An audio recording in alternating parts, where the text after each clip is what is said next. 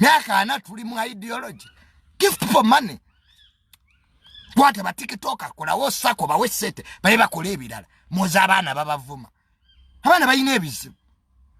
Ministry ya ICT ekolaje. Sigasete za social media weziri. Ne wano okuba mu kitongole kya government kikwe information tebagala kuogera. Government ene ine ekizibu ebitongole byayo tebyagala kuogera. People don't want to talk. There's an information vacuum. Oluvao ngamane ya social media. No. Give, accept. Singabo ba YouTuber mukwatagana nabo. Okuogerera government projects. Ne obunyomi bali mitwe mumanyira munyoma. The YouTubers are here to stay. TikTokers are here to stay. So government yekwatagane nabo.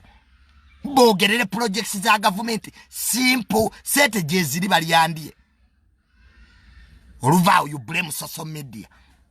You don't want to talk. Wane ekizimbe kikwata omuliro. Arafa ya brigade tebogera. Buli omajja masanyalaze ge gavuddeko obuzibu. Why do you make statements before even the report comes out? You have poor communicators. And you want now to shift the burden to the public. Bobo Manyinti Junior opinion leader ku Facebook. Muyite. Accept it. Muyite muwe facts. Abana ba TikTok singa mbayita. Made baddeo ne muba briefing. Beba ina numbers. Oba basiru beba ina abantu. Teri musiru ayina abantu. They are smart fools. Abasiru abagezi. Social media, we are smart fools.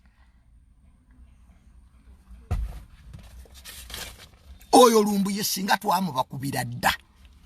Ne kati ogena no balabalamu no gamba. Kati lumbu yenfana yechi. So, let us bring social media on board into government projects. Nadizi. Emyoga. Byonna byetaga kwogerera. Abantu n'emyoga tebamanyi what is up to.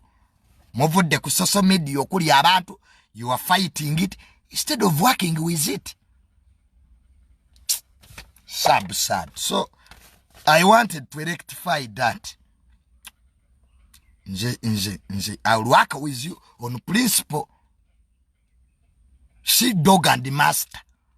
You mwamanyira dog and the servant. On principle.